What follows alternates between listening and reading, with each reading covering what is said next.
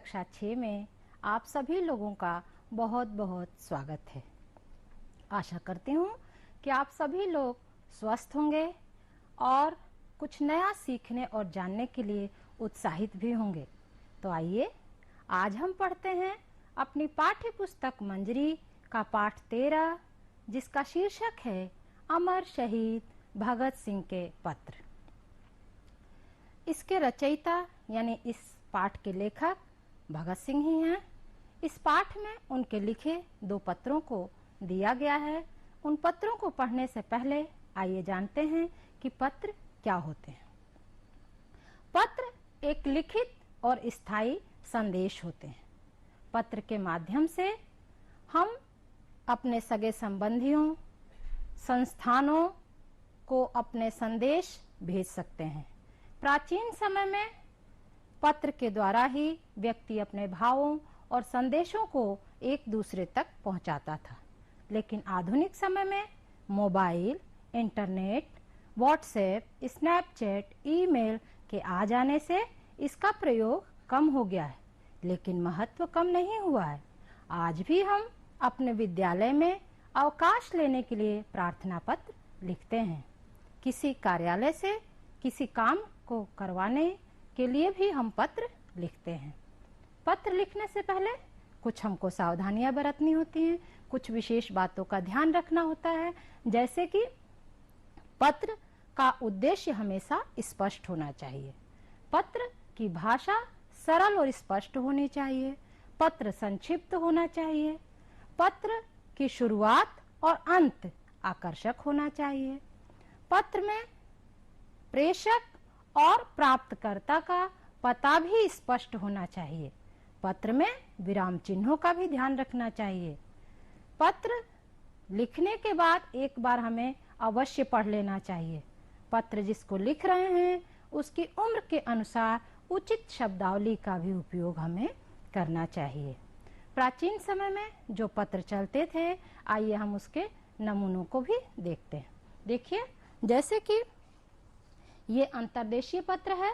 इसको हम 2 जगहों से फोल्ड करते थे और इसमें अपना समाचार लिखकर प्राप्तकर्ता का पता लिखकर प्रेषित कर देते थे। दूसरा है पोस्ट कार्ड, जिसमें कि किसी छोटे संदेश को लिखा जा सकता था और प्रेषित कर दिया जाता था।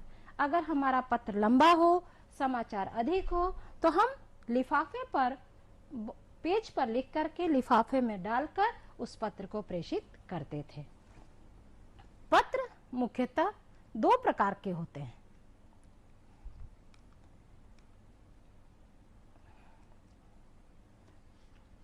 जैसे कि पहला औपचारिक पत्र और दूसरा अनौपचारिक पत्र।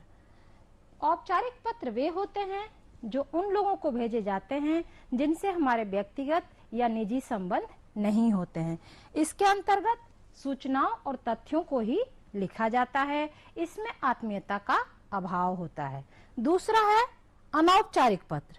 यह पत्र उन लोगों को लिखा जाता है जिनसे हमारे निजी या व्यक्तिगत संबंध होते हैं, जैसे कि हमारे माता पिता, दादा दादी, भाई बहन या मित्रों को लिखे जाने वाले पत्र अनौपचारिक पत्र के अंतर्गत आते हैं।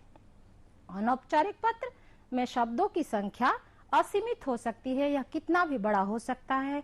इसमें हम अपने सुख दुख का विवरण भी ब्यौरे के साथ लिखते हैं।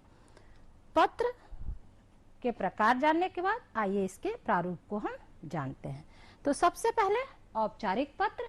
देखिए, इसमें सबसे पहले हम लिखते हैं जिसे पत्र लिखा गया है। मान लीजिए कि यदि हम अपने प्रधानाध्यापक को पत्र लिखते हैं तो हमें प्रधानाध्यापक और स्कूल का नाम और पता लिखना होता है। इसके बाद हम विषय लिखते हैं कि किस संबंध में पत्र हमने लिखा है, वो विषय यहाँ पर लिखते हैं। उसके बाद हम प्रधानाध्यापक को संबोधन करते हैं, महोदय या महोदया या मान्यवर लिखते हैं। इसके बाद हम पहले अनुच्छेद में कारण लिखते हैं कि किस कारण से हमने पत्र लिखा है। उसके बाद आभार व्यक्त करते हैं कि उस काम के लिए आभार, धन्यवाद देते हैं। और उसके बाद पत्र प्राप्तकर्ता से जो हमारे संबंध होते हैं, जैसे कि यदि हम अपने अध्यापक को लिख रहे हैं तो आपका आज्ञाकारी या आपका शिष्य, या अपने बराबरी वाले व्यक्ति को लिख रहे हैं तो भवदीय या भवदिया लिखते हैं। और सबसे अंत में दिनांक का उल्लेख करते हैं। तो इस तरह से हम औपचारिक पत्र लिखते हैं। आप लोग समझ रहे हैं। इसके बाद हम अनौपचारिक पत्र का प्रारूप देखते हैं। इसमें सबसे पहले पत्र लिखने वाले का पता लिखा जाता है। जैसे कि यदि मैंने पत्र लिखा है तो मेरा यहाँ पर पता आएगा। उसके बाद दिनांक आती है, जिस तारीख को पत्र लिखा गया है।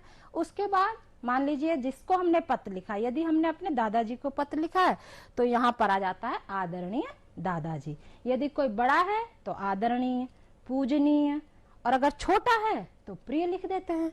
तो संबोधन के बाद आता है अभिवादन। अभिवादन में यदि हमसे बड़ा है सामने वाला तो नमस्कार, प्रणाम या चरण स्पर्श लिखते हैं, और यदि छोटा है तो शुभाशीष या स्नेह या शुभ प्यार भी लिखते हैं। इसके बाद पत्र लिखने का कारण लिखते हैं। पहले अनुच्छेद में हमने पत्र क्यों लिखा है उसका ब्यौरा लिखते हैं। उसके बाद अन्य सूचनाएं, यानी अन्य लोगों का समाचार या वहां जहां हम भेज रहे हैं वहां के लोगों का समाचार पूछते हैं। सबसे तीसरे अनुच्छेद में पत्र का समापन करते हैं, और उसके बाद पत्र लिखने वाले से संबंध, यानी मैंने अपने दादाजी को यदि पत्र लिखा है तो हमारा दादा पोती का संबंध है, तो यहाँ पर हम लिखते हैं आपकी पोती। और सबसे अंत में जो व्यक्ति पत्र लिखता है उसका नाम आ जाता है। तो आपने अनौपचारिक पत्र को भी लिखना अच्छी तरह से सीख लिया है। अब हम पाठ के रचनाकार सरदार भगत सिंह के जीवन के बारे में जानते हैं। सरदार भगत सिंह का जन्म 28 सितंबर सन 1907 को पंजाब के लायलपुर गांव में हुआ था, जो कि अब पाकिस्तान में स्थित है। इनके पिता का नाम किशन सिंह और माता का नाम विद्यावती था।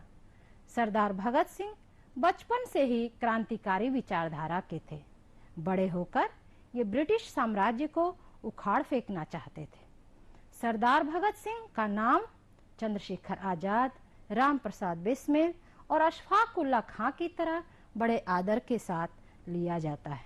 सरदार Bhagat Singh Hindustan social republican army के सदस्य थे। साइमन कमीशन का बहिष्कार करने के सिलसिले में पंजाब केसरी लाला लाजपत राय पर पुलिस ने प्राणघातक प्रहार किया था। पुलिस अधीक्षक सैंडर्स को इसके लिए जिम्मेदार मानते हुए सरदार भगत सिंह ने गोलियां चलाकर उसकी हत्या कर दी। इसी सिलसिले में अन्यायपूर्ण ढंग से ब्रिटिश सरकार ने सरदार भगत सिंह को 23 मार्च सन 1931 को फांसी की सजा दी। इस दिन को हम शहीद दिवस के रूप में भी मनाते हैं। आइए अब पाठ में आए कठिन शब्दों के अर्थ भी हम जानते हैं। सबसे पहला शब्द है जिंदगी, जिसका अर्थ है जीवन। प्रतीक चिन्ह, जिसका अर्थ है पहचान। ऐलान का अर्थ है घोषणा। मध्यम का अर्थ है धीमा। ताबेदार का अर्थ है आज्ञाकारी। आरजू का अर्थ है कामना या इच्छा। हालात का अर्थ है स्थिति।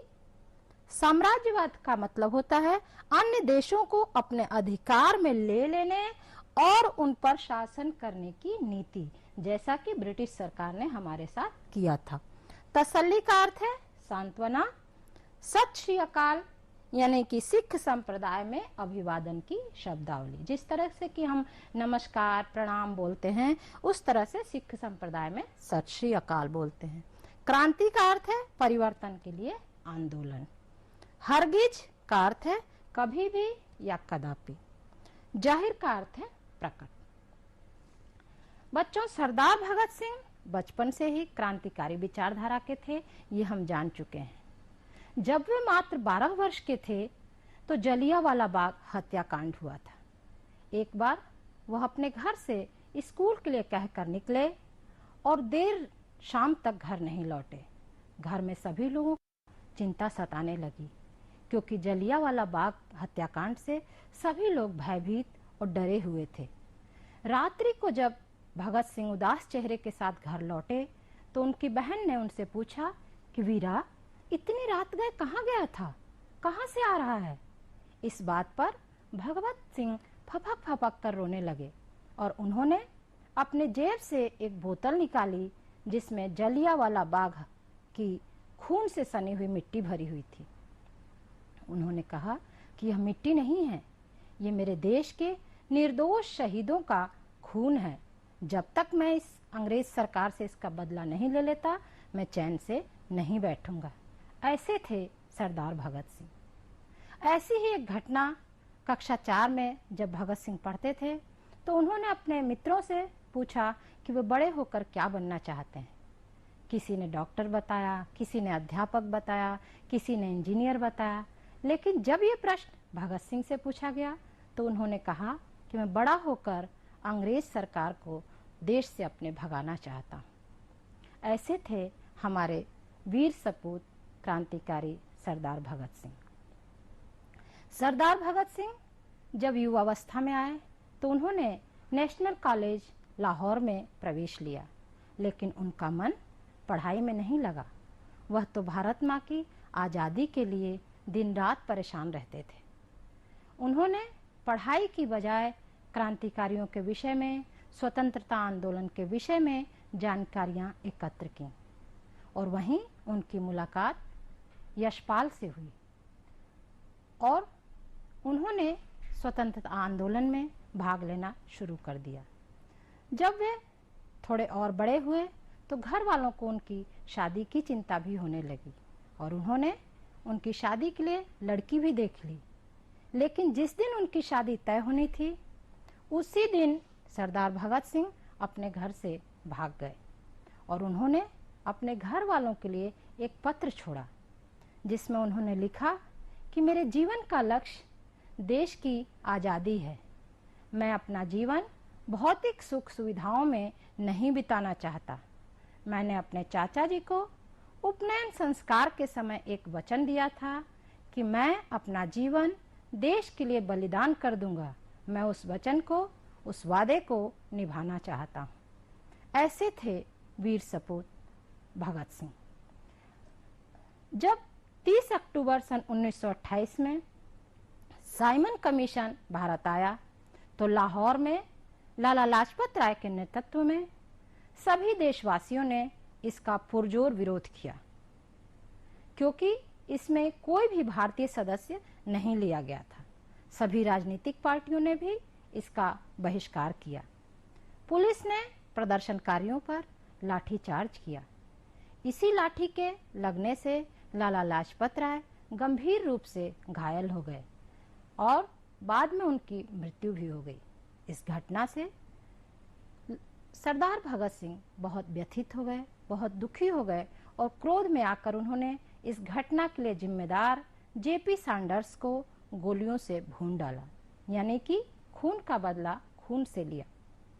और इस योजना में शामिल सभी लोगों को जेल की सजा दी ब्रिटिश सरकार ने। जेल में रहते हुए सरदार भगत सिंह ने अपने सगे संबंधियों, अपने मित्रों को कई पत्र लिखे। आइए आज हम उन्हीं में से एक पत्र जो उन्होंने अपने भाई कुलबीर सिंह जी को लिखा है उसे हम पढ़ते हैं। प्रिय भाई कुलबीर सिंह जी, सत श्री अकाल।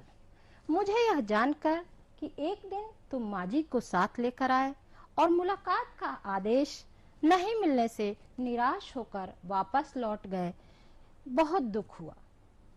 तुम्हें तो पता चल चुका था कि जेल में मुलाकात की इजाजत नहीं देते, फिर माँ जी को साथ क्यों लाए? मैं जानता हूँ कि इस समय वे बहुत घबराई हुई हैं, लेकिन इस घबराहट और परेशानी का क्या फायदा? नुकसान जरूर है, क्योंकि जब से मुझे पता चला है कि वे बहुत रो रही हैं, मैं स्वयं भी बेचैन हो रहा हूँ। घबराने की कोई बात नहीं, फिर इससे कुछ मिलता भी नहीं। सभी साहस से हालात का मुकाबला करें। आखिरकार दुनिया में दूसरे लोग भी तो हजारों मुसीबतों में फंसे हुए हैं, और फिर अगर लगातार 1 बरस तक मुलाकातें करके भी तबीयत नहीं भरी तो 2-4 मुलाकातों से भी तसल्ली ना होगी।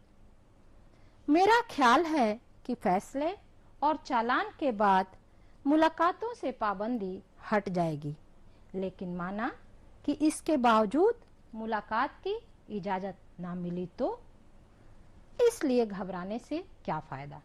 आपका भाई भगत सिंह। इस पत्र का सार यह है कि वो इस पत्र में अपनी माँ को अपने भाई के माध्यम से समझाना चाह रहे हैं। जब एक बार उनकी माँ उनसे मिलने के लिए जेल आई और मुलाकात नहीं हो पाई तो वे वापस लौट गए और बहुत परेशान थीं। उनको तसल्ली देते हुए उन्होंने अपने भाई कुलबीर सिंह जी को पत्र लिखा कि माँ से कहिए कि घबराने की कोई बात नहीं, इस हालात से हिम्मत के साथ, साहस के साथ हमें मुकाबला करना पड़ेगा। दुनिया में बहुत से लोग हैं जो बहुत सी परेशानियों से, बहुत सी समस्याओं से घिरे हुए हैं, लेकिन परेशान होने से कोई फायदा नहीं होगा। उल्टा जब से भगत सिंह को पता चला था कि उनकी माँ रो रही हैं, वो स्वयं भी बहुत बेचैन हो रहे थे। तो इस बात के लिए उन्होंने अपने भाई के माध्यम से अपनी माँ को तसल्ली दी थी कि लगातार 1 साल तक मुलाकात करने से भी यदि आपको तसल्ली नहीं हुई है तो 2-4 और मुलाकातों से भी तसल्ली नहीं होगी। दूसरा पत्र सरदार भगत सिंह ने अपने मित्रों को कैदी मित्रों को लिखा था, जो कि अपनी फांसी की सजा से 1 दिन पूर्व लिखा था। आइए हम उस पत्र को भी पढ़ते हैं। साथियों, स्वाभाविक है कि जीने की इच्छा मुझ में भी होनी चाहिए, मैं इसे छिपाना नहीं चाहता, लेकिन मैं एक शर्त पर जिंदा रह सकता हूँ कि मैं कैद होकर या पाबंद होकर जीना नहीं चाहता। मेरा नाम हिंदुस्तानी क्रांति का प्रतीक बन चुका है और क्रांतिकारी दल के आदर्शों और कुर्बानियों ने मुझे इतना ऊंचा उठा दिया है कि इतना ऊंचा कि जीवित रहने की स्थिति में मैं इससे अधिक ऊंचा हरगिज नहीं हो सकता। आज मेरी कमजोरियां जनता के सामने नहीं हैं। अगर मैं फांसी से बच गया तो वे जाहिर हो जाएंगी और क्रांति का प्रतीक चिन्ह मध्यम पड़ जाएगा या संभवतः मिट ही जाए। लेकिन दिलेराना ढंग से हंसते हंसते मेरे फांसी चढ़ने की सूरत में हिंदुस्तानी माताएं अपने बच्चों को भगत सिंह बनाने की आरजू किया करेंगी और देश की आजादी के लिए कुर्बानी देने वालों की तादाद इतनी बढ़ जाएगी कि क्रांति को रोकना साम्राज्यवाद या तमाम शैतानी शक्तियों के बूते की बात नहीं रहेगी। हाँ, एक विचार भी मेरे मन में आता है कि देश के लिए और मानवता के लिए जो कुछ करने की हसरतें मेरे मन में थीं, उनका 1000वां भाग भी मैं पूरा नहीं कर पाया। अगर स्वतंत्र जिंदा रह सकता तब शायद इन्हें पूरा करने की कोशिश करता और अपनी हसरत पूरी कर सकता। इसके सिवाय मेरे मन में कभी कोई लालच फांसी से बचने के लिए नहीं आया। मुझसे अधिक सौभाग्यशाली कौन होगा? आजकल मुझे स्वयं पर बहुत गर्व है। अब तो बड़ी बेताबी से अंतिम परीक्षा का इंतजार है। कामना है कि यह और अधिक नजदीक हो जाए। आपका साथी भगत सिंह। बच्चों, आपने इस पत्र में देखा कि भगत सिंह किस तरह से फांसी पर हंसते हंसते झूलना चाहते हैं। वो कहते हैं कि मेरा नाम क्रांतिकारी का प्रतीक बन गया है। अगर मैं फांसी पर नहीं चढ़ता हूँ तो यह प्रतीक चिन्ह मध्यम पड़ जाएगा। अगर मैं फांसी पर चढ़ जाऊंगा तो हिंदुस्तान की सभी माताएं अपने बच्चे को भगत सिंह बनाने की आरजू किया करेंगी और मैं चाहता हूँ कि यह कुर्बानी, यह बलिदान इतना अधिक हो जाए, इतना अधिक बढ़ जाए कि कोई भी शैतानी ताकत, कोई भी साम्राज्यवाद उसको रोक ना पाए। इसलिए भगत सिंह फांसी पर झूलना चाहते हैं। भगत सिंह कहते हैं कि मैं कैद होकर या पाबंद होकर जिंदा नहीं रहना चाहता और इस समय भगत सिंह जेल में है। जेल से रहकर उन्होंने पत्र लिखा है। भगत सिंह कहते हैं कि अपने देश के लिए, मानवता के लिए मेरे अंदर बहुत कुछ इच्छा है करने के लिए, लेकिन मैं उससे नहीं कर पाया। बस इसी बात का मुझे अफसोस है। अगर मैं स्वतंत्र जिंदा बचता तो उसके लिए मैं काम करता, लेकिन पाबंद होकर या कैद होकर भगत सिंह जिंदा नहीं रहना चाहते हैं। अंत में वे कहते हैं कि मेरा नाम हिंदुस्तानी क्रांति का प्रतीक बन चुका है और क्रांतिकारी दल के आदर्शों और कुर्बानियों ने मुझे बहुत ऊंचा उठा दिया है। तो आपने उनके पत्र को पढ़कर समझ लिया कि वे कितना देश के प्रति प्रेम करते थे, देश के लिए कितना त्याग और समर्पण का भाव उनके अंदर कूट कूट कर भरा था।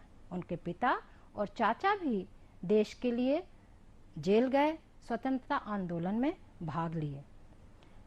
पत्र को पढ़ने के बाद आइए हम पाठ से संबंधित प्रश्नों को देखते हैं जो आप अच्छी तरह से समझ चुके हैं। पहला प्रश्न है कि भगत सिंह ने अपने पत्र में माँ के लिए क्या संदेश भेजा। तो उत्तर आप समझ चुके हैं क्योंकि पत्र को आपने बहुत अच्छे से सुना है। फिर भी चलिए हम देखते हैं। भगत सिंह ने पत्र में माँ के लिए संदेश दिया है कि घबराने की कोई बात नहीं, सभी साहस के साथ हालात का सामना करें या मुकाबला करें। बिल्कुल सही सोच रहे थे आप लोग, यही उत्तर था। भगत सिंह हंसते हंसते फांसी पर क्यों चढ़ना चाहते हैं? उत्तर यदि मैं नहीं बताती हूँ तो भी आप लोग जान चुके हैं, लेकिन चलिए मैं भी बताती हूँ। भगत सिंह दिलेराना ढंग से फांसी पर चढ़ना चाहते हैं जिससे हिंदुस्तानी माताएं अपने बच्चों को भगत सिंह बनने की आरजू किया करेंगी। तीसरा प्रश्न है, भगत सिंह किस शर्त पर जिंदा रह सकते थे? उत्तर है कि भगत सिंह ने इस शर्त पर जिंदा रहने की इच्छा प्रकट की कि वो स्वतंत्र या पाबंद होकर जिंदा नहीं रहना चाहते थे। वे देश के लिए, मानवता के लिए बहुत कुछ करना चाहते थे, लेकिन इसके लिए उनका स्वतंत्र होना आवश्यक था, इसलिए उन्होंने ये शर्त रखी थी। आइए इसके बाद हम करते हैं पाठ में आए व्याकरण की बात, यानी कि भाषा की बात। देखिए पहला ये वाक्यांश है क्रांतिकारी दल। इसमें दल जो शब्द है वह संज्ञा पद है और दल की विशेषता जो बता रहा है शब्द वो है क्रांतिकारी। तो क्रांतिकारी शब्द क्या है? विशेषता बता रहा है, इसलिए विशेषण है। आप लोग विशेषण के बारे में इससे पहले की कक्षाओं में बहुत अच्छी तरह से जान चुके हैं। तो अब निम्नांकित शब्दों को हम पढ़ते हैं और उसमें विशेषण शब्दों को छांटते हैं। बिल्कुल ठीक। देखिए पहला शब्द है प्राणघातक प्रहार। तो ये प्रहार शब्द जो है ये इसकी विशेषता क्या है कि ये कैसा है प्रहार? प्राण घातक।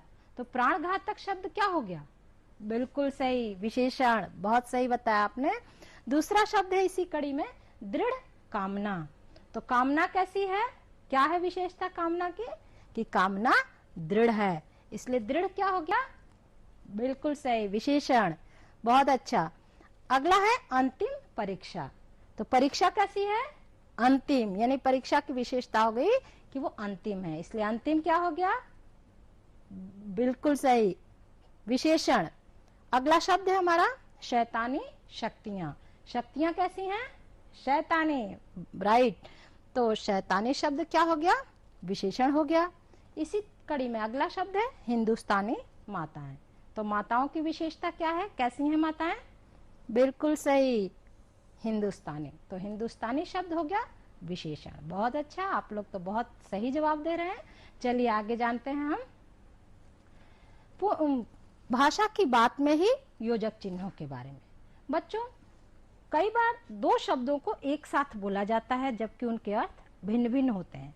तो ऐसे शब्द जो एक साथ बोले जाते हैं और अर्थ भिन्न भिन्न होते हैं उन शब्दों को हम शब्द युग्म कहते हैं और इसमें योजक चिन्ह का इस्तेमाल करते हैं। तो अब योजक चिन्हों का इस्तेमाल कहाँ कहाँ होता है, किस स्थिति में होता है, आइए हम उसको समझते हैं। पहला देखिए, दो शब्दों के बीच में और के स्थान पर जहां और आया हो उस और को हटाकर जब योजक चिन्ह का इस्तेमाल होता है। जैसे देखिए माता पिता, तो माता और पिता लिखते हैं लेकिन यहाँ और शब्द को हटा दिया है और योजक चिन्ह का इस्तेमाल कर दिया है। इसी तरह रात और दिन, तो रात और दिन में और हटा दिया और योजक चिन्ह का इस्तेमाल कर दिया। तो एक प्रकार ये हो गया। दूसरा प्रकार है कि पुनरुक्त शब्दों के बीच, पुनरुक्त यानी जो शब्द दो बार आता है, जैसे कि छोटी छोटी या धीरे धीरे, आगे आगे, इस तरह से कई शब्द जो एक जैसे होते हैं और दो बार आते हैं उनके बीच भी हम योजक चिन्ह का इस्तेमाल करते हैं। इसी कड़ी में दो शब्दों के बीच का, के, की के साथ, जैसे कि देश का गान, तो यहाँ पर लिख दिया हमने देश गान, तो यहाँ भी योजक चिन्ह आ गया। इसी तरह त्याग का भाव, तो हमने लिख दिया त्याग भाव। तुलना के लिए भी प्रयोग करते हैं हम, जैसे कि सा से सी के पूर्व, जैसे कि गोला सा, भोली सी, विचित्र से, तो इन जगहों पर भी हम योजक चिन्ह का इस्तेमाल करते हैं। अगला, दो शब्दों के बीच न या से आने पर, जैसे एक न एक या बड़े से बड़ा, यहाँ भी हम योजक चिन्ह का इस्तेमाल करते हैं। आइए अब जानते हैं उपसर्ग और प्रत्यय, उपसर्ग के बारे में। तो उपसर्ग और प्रत्यय आप पहले भी समझ चुके हैं, सीख चुके हैं, लेकिन फिर एक बार देखते हैं कि जो शब्दांश किसी शब्द के आरंभ में लगकर या जुड़कर उनके अर्थ में विशेषता या परिवर्तन लाते हैं, उन्हें हम उपसर्ग कहते हैं। देखिए, जैसे कि बेचैन है शब्द, चैन मूल शब्द था और उसमें बे उपसर्ग जुड़ा है। इसी तरह प्र उपसर्ग जुड़ के प्रबल शब्द बना है। तो इस तरह से हमको बे और प्र उपसर्ग से कुछ शब्द नए बनाने हैं। तो देखिए, जैसे कि मूल शब्द है खबर और उसमें बे उपसर्ग जुड़ गया है, नया शब्द बन गया है बेखबर। इसी तरह ईमान शब्द है, उसमें बे उपसर्ग जुड़ा है और बन गया है बेईमान। बिल्कुल ठीक समझ रहे हैं आप लोग। गुनाह मूल शब्द है, उपसर्ग क्या जुड़ा? बे। बिल्कुल सही, तो बन गया है बेगुनाह। बहुत सही, अच्छा बता रहे हैं आप लोग। अगला बताइए, शासन। देखिए, इसे मूल शब्द है शासन और उपसर्ग क्या जुड़ा है? प्र। बहुत अच्छा। इसी तरह अगला शब्द वचन है और उसमें उपसर्ग क्या जुड़ा? बिल्कुल ठीक, प्र, तो बन गया है प्रवचन। इसी तरह दर्शन मूल शब्द है और उसमें जुड़ गया है प्र उपसर्ग, तो बन गया है प्रदर्शन। आप लोग अच्छी तरह से उपसर्ग को समझ चुके हैं और इसी तरह आप बे और प्र से मिलकर कुछ नए शब्दों को बनाने का अभ्यास करेंगे। आइए अब जानते हैं कि इस पाठ से हमें क्या सीख मिलती है। बच्चों, अमर शहीद भगत सिंह के पत्र पाठ से हमें यह सीख मिलती है कि हमें अपनी मातृभूमि की रक्षा प्राणों से बढ़कर भी करनी चाहिए। कुछ एक कवि की कुछ पंक्तियां आपके साथ साझा करना चाहती हूँ कि विश्वत रेखा का वासी जो जी लेता नित हाफ हाफ कर, रखता है अनुराग अलौकिक वह भी अपनी मातृभूमि पर। ध्रुववासी जो हिम में तम में जी लेता नित कांप कांप कर देता है प्राण निछावर वह भी अपनी मातृभूमि पर। तो पंक्तियों का अर्थ भी जान लीजिए कि विश्वत रेखा का वासी यानी भूमध्य रेखा के आसपास रहने वाला व्यक्ति जो प्रचंड धूप और गर्मी से परेशान रहता है, हलकान रहता है, लेकिन मातृभूमि पर वो भी अपने प्राण न्यौछावर करने के लिए तैयार रहता है। इसी तरह ध्रुवों पर रहने वाले लोग बर्फ से घिरे रहते हैं, ठंड से परेशान रहते हैं, लेकिन जरूरत पड़ने पर अपनी मातृभूमि पर न्यौछावर होने के लिए तैयार रहते हैं। आपने सुना होगा जननी जन्मभूमिश्च स्वर्गादपि गरीयसी, यानी जननी और जन्मभूमि स्वर्ग से भी बढ़कर होती है। इसकी रक्षा के लिए हमें सदैव तत्पर रहना चाहिए। अब हम कक्षा के अंतिम चरण में हैं और जाने से पहले, आपसे विदा लेने से पहले आपके लिए कुछ गृह कार्य। देखिए, पहला प्रश्न है, अपने छोटे भाई की सफलता पर शुभकामनाएं देते हुए आपको एक पत्र लिखना है। पत्र लिखना आप लोग अच्छी तरह आज सीख चुके हैं। दूसरा प्रश्न है, किन्हीं दो क्रांतिकारियों, जैसे कि भगत सिंह क्रांतिकारी हैं, इसी तरह किन्हीं अन्य दो क्रांतिकारियों के चित्र सहित आपको जानकारी एकत्र करनी है। तीसरे प्रश्न में, वर्तमान में पत्र के अलावा और कौन कौन से माध्यम हैं जिसके द्वारा हम अपने संदेशों को भेजते हैं, उन माध्यमों को आपको लिखना है। चौथे प्रश्न में, महापुरुषों के नारों को आपको नाम के साथ संकलित करना, यानी कौन सा नारा किस महापुरुष ने दिया है, इसको आपको संग्रह करना है। आज की कक्षा में प्रतिभाग करने वाले सभी बच्चों को बहुत बहुत धन्यवाद। अगली कक्षा में अगले पाठ के साथ हम पुनः मिलेंगे।